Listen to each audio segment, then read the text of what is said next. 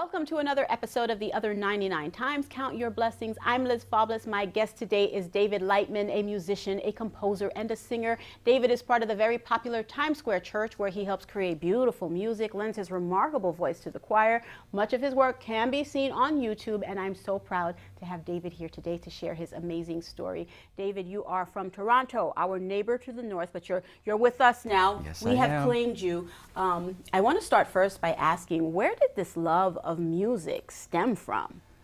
So music and I have had a lifelong relationship. I started singing and playing piano one day. My father purchased one of those little synthesizers for me, and I remember going and grabbing my father's boombox. Boombox, not just New York, boombox in Toronto. That's right. Yes. With the cassettes of his old cassettes, and I remember playing those cassettes.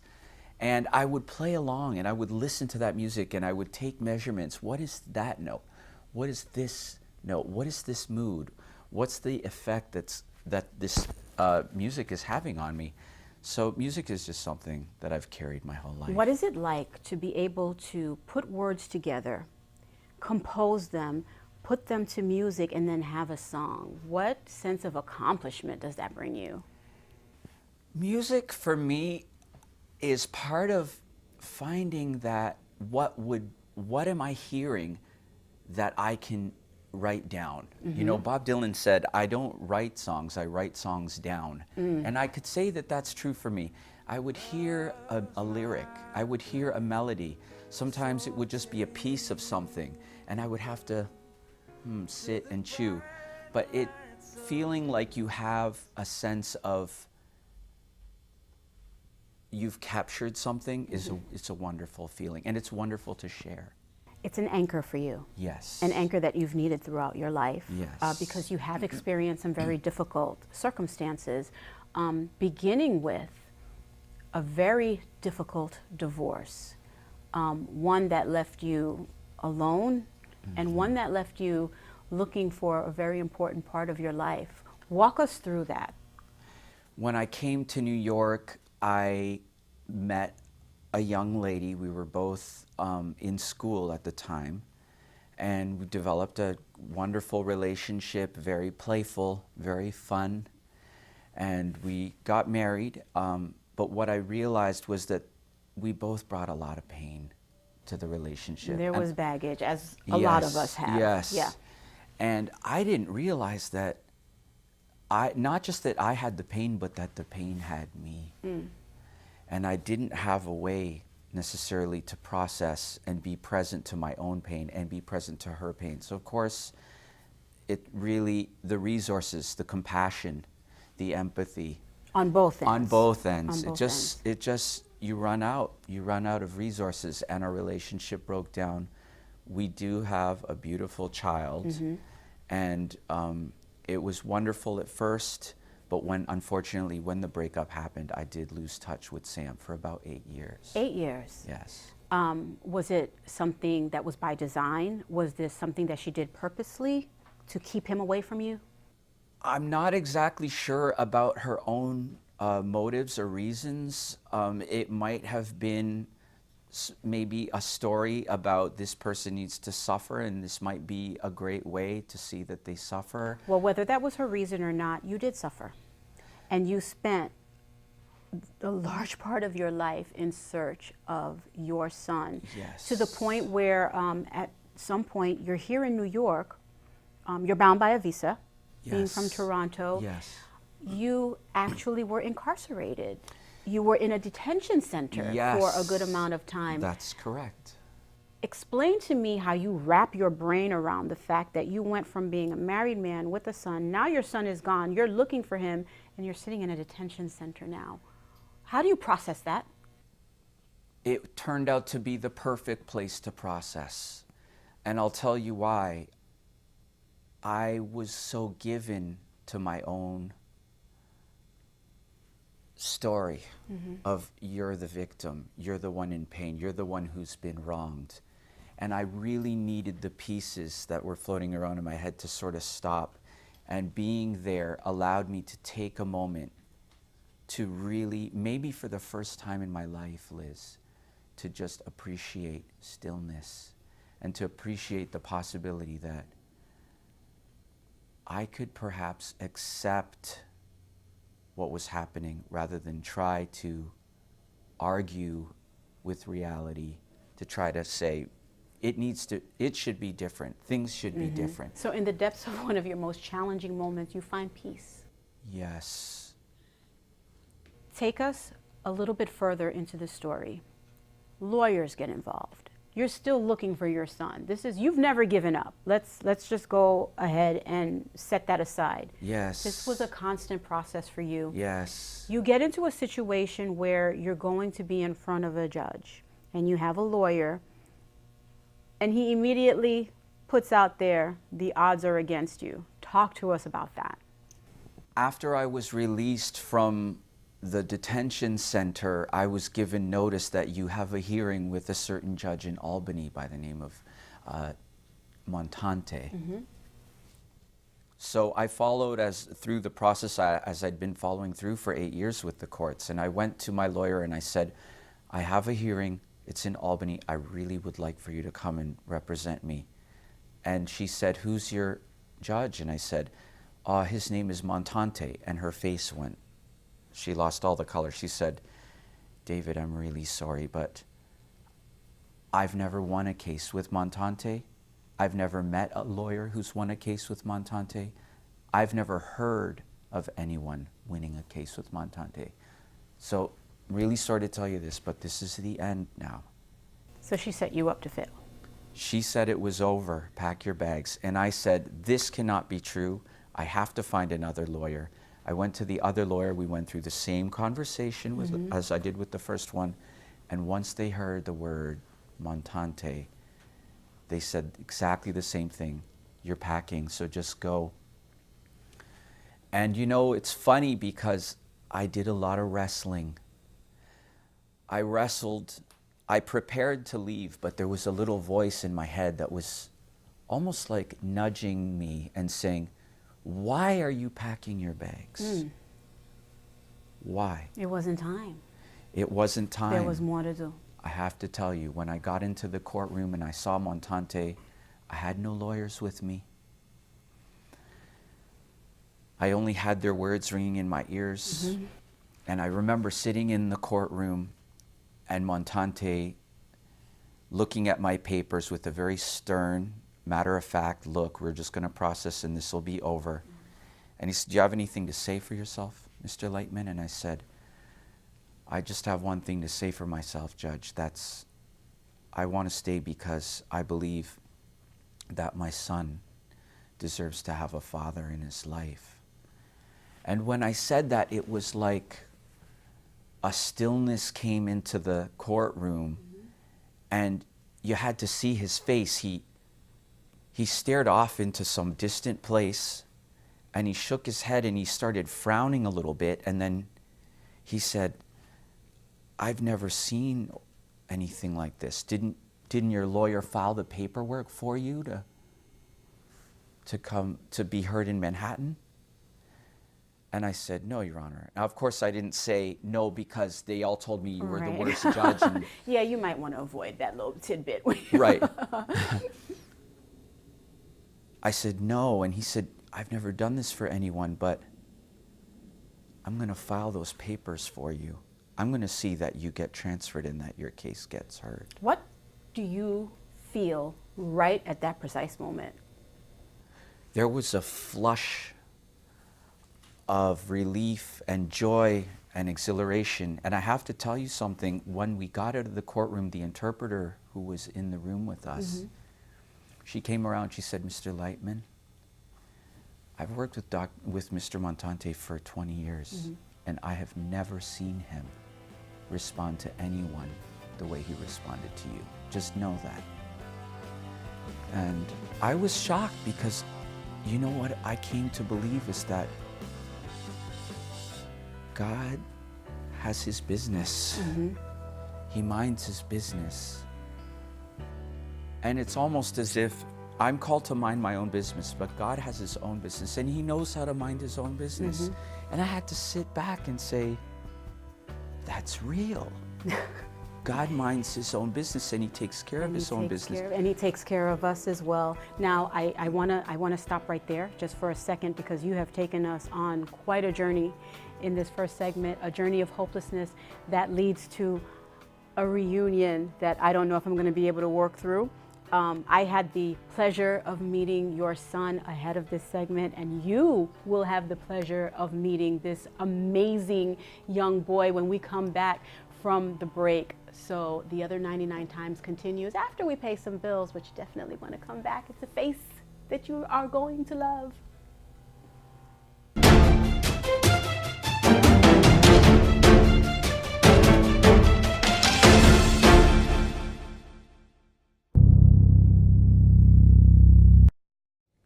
Welcome back to the other 99 times Count Your Blessings, where I have been talking with David Leitman, who has taken us through a tremendous journey of his life, where he worked to pick up the shattered pieces, and as he struggled to find his son, found hope, found peace, and found this very handsome young man, Joshua, who joins us now. Joshua, thank you so much for being with us. Now, you were listening as Dad told his side of the story, but I want to understand what you were going through in the 8-some years that you weren't with your dad. Yeah, so basically, when I was about 7 years old, you see, my mom never told me that I had a dad or that she had 2 husbands. She never told me I had any father, so I basically thought I was a sperm. You know, you inject it, and that's it. Like you had no connection, you just felt detached. It was just, you appeared in your mind. Yeah. What was that like for you? Very depressing and like sad. And like she also dressed me up as a girl sometimes. Why do you think that was? To hide me from my dad, I think. Did you ever tell her that that bothered you, or did you ever try to have a conversation with her to explain to her that you wanted to know your dad? I didn't know I had one. It's just I just went with it because I thought I didn't know what I was. I mean, if she thought I was a girl, then I guess I was a girl, but I didn't know. She didn't send me to an all-girls school. What would you tell your friends or people that would ask, why are you dressed this way? They never knew. This only happened at home, when she would dress you as a girl? No, she would take me outside. Mm-hmm. She would put on a wig, glasses, a skirt, and a shirt. And everyone thought you were a girl? And girl shoes. And girl shoes. And weird stuff happened. Like what? So in my first school, basically something very bad happened. This kid came to the school. I was going there 3 years straight. I was thinking I should stay here for 8th grade, I believed. And then this kid came, and like he was kind of I don't really like to say it because like I have no problem. We'll just say he's not really nice. No, he's gay. He's a gay. Okay. So that was your first interaction with somebody that was of a different And position. For 2 years, he tried to do weird things to me. So you've really been through a lot in your young years. You're 10 now, right? 11. You're 11 years old now. I, again, have had the pleasure of having a conversation with you offset. And if you don't mind my saying, I just think you're an amazing young boy. I think you're very strong and you're very brave, having been through what you have been through. I understand that it was probably really confusing, but you're very bright. And I keep telling your dad, it's like you've been here before, like you're beyond your years. Do you know what that means to just, you're an old soul? Yes. Where do you think that comes from? I don't really know. I guess I'm unique and I have a relationship with the Lord, and the Lord gave me his blessing and a gift of like singing and like acting. A lot like this handsome gentleman sitting next to you. Like I could play a little piano. You passed on the Love gene music. there. Somehow, I don't know. He's got it. It's overwhelming and it's overpowering. What a beautiful spirit he has. Yes. It's been 8 years. Did you expect to have this young boy, the way he is, his character and his personality. What did you expect when you finally reunited? That's an amazing question. I spent so much time planning for it. I guess I forgot to imagine what it would be like. But I remember our first interaction before the separation, and my first meeting with Sam was for visitation.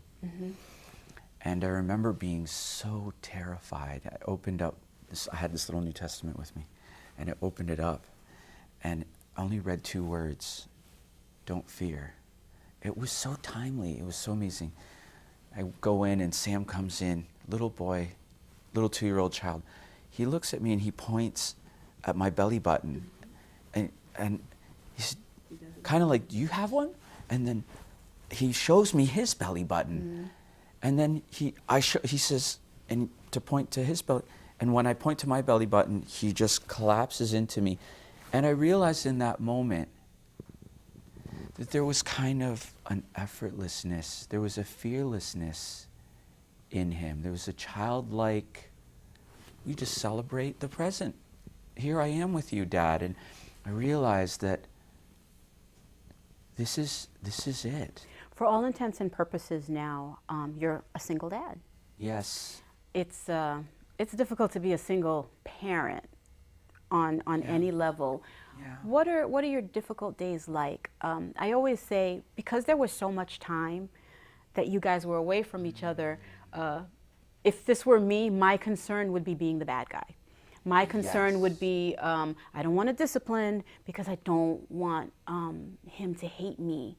I want him to love me. Yes. How do you kind of just wrap your brain around being a disciplinarian but still being a loving dad? That's such a challenge to balance, because I realize that there's this lesson that God has allowed me to learn, which is to learn how to accept what is, even when it's difficult, even when it's great, to be there and to let things pass, and to realize that as you say yes to what is, to what God has for you, the world opens up to you. So I wanted to be able to offer my son some of that routine, as you said, discipline, as you say. Sam and I have a morning routine now. He's not always as excited to get up or to brush his teeth or to have a shower or to do these things. So I want to balance the discipline with sort of, in a way, unconditionally accepting my son. You have a lot to understand. Dad just called you Sam, and I don't want anyone to think that that you're in the twilight zone. You're born Joshua, but Daddy calls you Sammy. What's it like being with your father? It's actually very fun. It was worse because it's better because my mom, it was just hard, so hard. I cried almost every day from getting bullied, or sometimes my mom would slap me and I would get like red marks. And I can't really recall her like ever telling me about it, my dad or anything. She's never. We try a lot in this show, and I hope we're successful at it, to send messages to people that might be experiencing what our guests are experiencing. I think that's a very important aspect of our show, because we all tend to live in a bubble and we think we're the only ones going through what we're going through. So if you had an opportunity, which you do now, to talk to a young boy or a young girl who's dealing with what you dealt with, what would you tell them? I'm very sorry that happened to you, and as things happen, we built up a relationship, and sometimes when you relate to someone and I don't really know, but it's hard to explain. yes, it's very, very hard. And you're still going through it yourself. You have a relationship with them, like a good relationship with them, because they've been through the same things that you have. Yeah. And when you cry, they cry as well. You feel very deeply, and I'm thinking it's because of the experience that you've had. Is that something that frightens you, to feel this much at your age? Yeah. But you handle it. You handle it really well. Because I'm brave. Because you are brave, sweetheart. Dad, what do you think of your brave son? Oh, I can't tell you how thankful I am to see him and be with him and spend time just discovering him. Every day is another day to discover with my son. There's so much there, and I'm amazed in the beauty that I see in him, and I'm so thankful that I have that back. We will leave it there for now. We'll take a breath. We're going to take a break, and we're going to come back with some final words from David and from Joshua. So please stay with us as we wrap up the segment next after this break.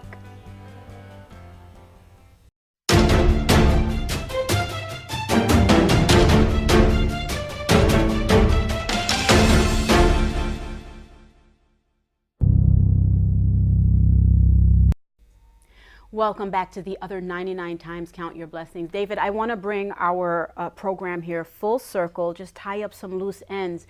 What was the reunion with Joshua like for you? How did it happen? When we were in court, I was called after running into Joshua's mother, and when she was brought to court, Sam was there. His lawyer was adamant to me, saying, I want you to have a conversation with your son. So we had a nice conversation over the phone. And how old was he then? Amazing, 10 years old. He asked me a bunch of questions, and then he asked me for a slushie. And I said, what color slushie do you want? He says, I want a blue slushie.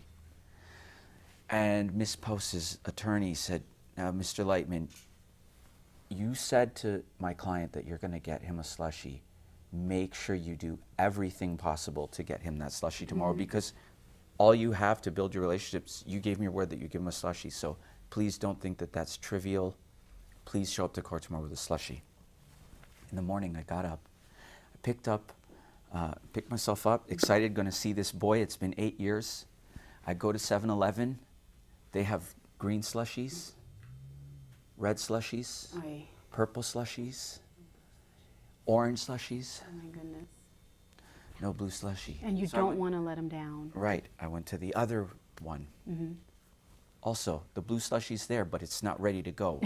It's just water. I said, how am I going to do this, Lord? So there's a 7-Eleven beside the courthouse. So I went there, and I got yellow slushie, and I went, because they also didn't have blue. I went to the supermarket, and I bought blue dye. And you were and going to get your baby a blue slushie. I dyed this slushie blue. Now, this was a mutual transfer to have him come live with you by mom. Yes, the court had basically said, Okay. we would like for you to begin to And so it begins. I want to get from you really quickly, please, Joshua. How did the bullying stop? The bullying, well, it didn't stop. Never stopped. I've been to 9 schools now, or 8. I can't even remember. I can't even count on one hand. Is it different now with your dad? Yes. Yeah. The first school he took me to didn't have bullies, and it was a public school, a charter school. The worst of the worst. And then it turned out to be the best. The best of the best. And this story is the best of the best. And I thank the both of you for sharing with me. At the end of every show, I love to give everyone a book. The Other 99 Times is written by Carlos Wallace. Our show is adapted from the stories in this book. I hope it continues to inspire, to encourage. Not that you guys need any more, you have each other, but please take this as a token of my thanks Thank you for so being much. on the show. Joshua, thank you so much for being here. Yes, baby. Could I get another book? You will get your own book, I promise. Get him a book. Get him. You will have your own book, sweetheart. I promise. I thank you so much for sharing your story. You are a very brave boy. Thank you, David. Thank you. I appreciate it. Love to both of you. Thank you so much for joining us for this episode of The Other 99 Times. Please tune in next week for another amazing journey with another great guest. Until then, remember, you're stronger than you think you are. So keep pushing. Okay, just keep talking. And B-roll You reasons. are an amazing young boy. I can't wait to read it, actually. It really is. I'm excited about it, and I look forward to hearing you.